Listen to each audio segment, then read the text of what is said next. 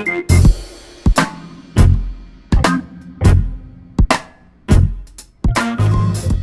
guys, I'm John Setzler. Welcome back to the Kamado Joe cooking channel.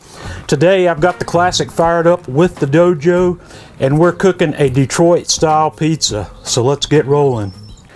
We're gonna get started by making our dough for this pizza, and I'm making enough dough here to fit in a 9x13 pan. This pizza would traditionally be made in a 10x14, but I don't have a 10x14, so I've adjusted the ingredients. If you've got a 10x14, check the video description and I'm going to give you the measurements for both sizes. So for the 9x13, I've started out with 255 grams of bread flour, and that's 1 3/4 cup plus about 1 tablespoon. I've got 4 grams of instant yeast, which is about 1 1/2 teaspoons. I've got 7 grams of kosher salt, which is about 2 teaspoons. And we're going to add 190 grams of lukewarm water. But before I add the water, I'm just going to take my fork and kind of mix up that yeast and salt with the flour. And then we're going to add the water to the bowl, and I'm going to bring the bowl up, and we're going to mix this for about 8 or 9 minutes on a low speed.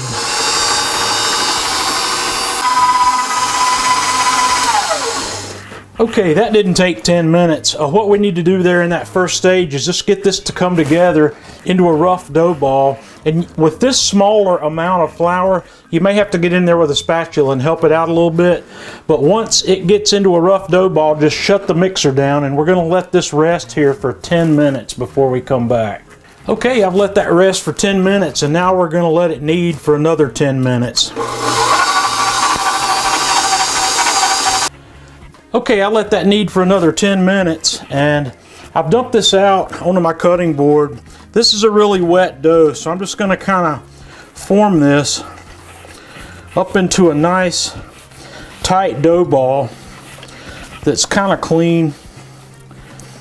It doesn't have to be anything fancy, because all we're going to do now is take that and set it down in a greased bowl. And then I'm going to cover that with plastic wrap, and we're going to let that sit for about 2 hours until it doubles in size. Alright, our dough's proofed, and it's risen up nice and big there in that bowl. So I've got my Fat Daddy-O 9x13 pan here, and what we're going to do is put some olive oil in the bottom of this pan. And I'm just going to kind of smear that all over the bottom and get some on the sides. And then we're going to turn our dough into this pan. And keep in mind, this is a wet dough. It's wetter than your average pizza dough. Now that it's in there, I'm just going to turn it over. And we're going to push it out, try to get it all the way out to the sides. This dough is going to be a little elastic. So what I'm going to do is push it out as best I can all the way to the edges, and then I'm gonna cover this thing up with plastic and let it sit for about 30 minutes to let that dough relax a little bit more. While that dough's relaxing, we're gonna light up the Joe, and I'm gonna set up this DoJOE to work the exact same way we did in our first video. I'm not gonna go through the entire process again here in this video, but I will give you a link in the video description here to the previous video that's got the entire setup process for getting the DoJOE up and running. Okay, we've let this dough relax here for about 30 minutes, so what I'm going to do now is just push it on out to where it's all the way up to the sides of the pan. And once I get it pushed out there, we're going to let this sit here for just a few more minutes to make sure it doesn't pull in anymore, and then we're going to come back and top it. Okay, this dough's looking good, so the first thing I'm going to do is we're going to put down a layer of pepperoni right on the dough. And the pepperoni I'm using here today is this really good stuff. It's boar's head. It comes in a, I think it's an 8-ounce stick or so, and I've sliced this up into probably about 1/8 of an inch slices. and we'll finish it up just like that. This pizza is traditionally made with Wisconsin brick cheese, and since I'm unable to get that where I live very easily, we are using a mixture of Munster and Monterey Jack, and we've got 12 ounces of that, and we're just going to spread that all the way over this, and we're going all the way to the edges of the pan with it.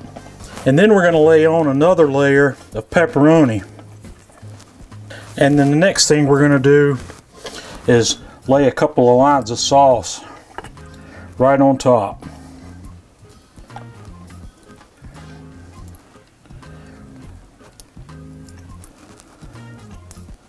And this guy is ready to go to the grill.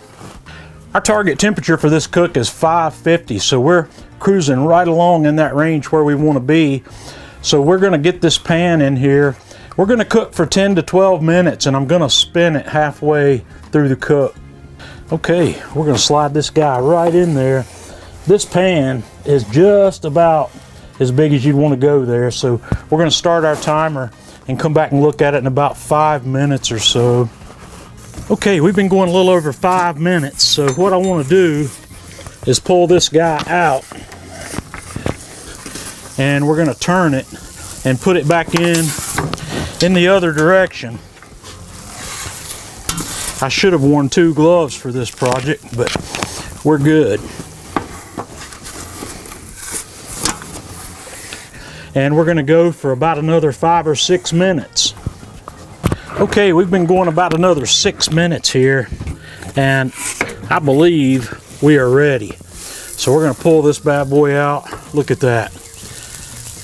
And we'll have a look. This guy's nice and hot, so we're going to let it cool for a few minutes.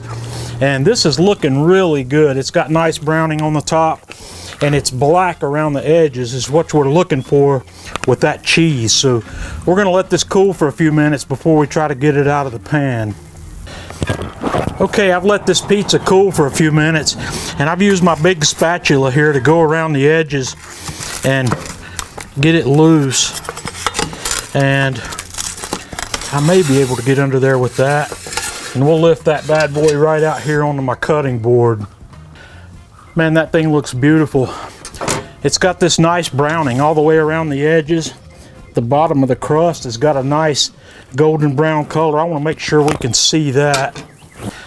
Let me lift that up here again so you can see what's going on underneath here. I hope that's showing up there. That's beautiful. It's a nice airy crust because we have a really high hydration dough. So this is my dinner here tonight at the Man Cave. Next time you want to try a pizza that's different, a different style of pan pizza, give this a try. You can do this on your Joe with the DoJOE or without. You just want to go at about 550 degrees, and the DoJOE likes to ride at that temperature very nicely, so it's a perfect setup for making one of these pizzas. Give this a try. Let me know what you think. Join us on Facebook, facebook.com/Kamado Joe. Follow us on Twitter @Kamado Joe. And until next time, this is John Setzler with Kamado Joe Cooking Channel.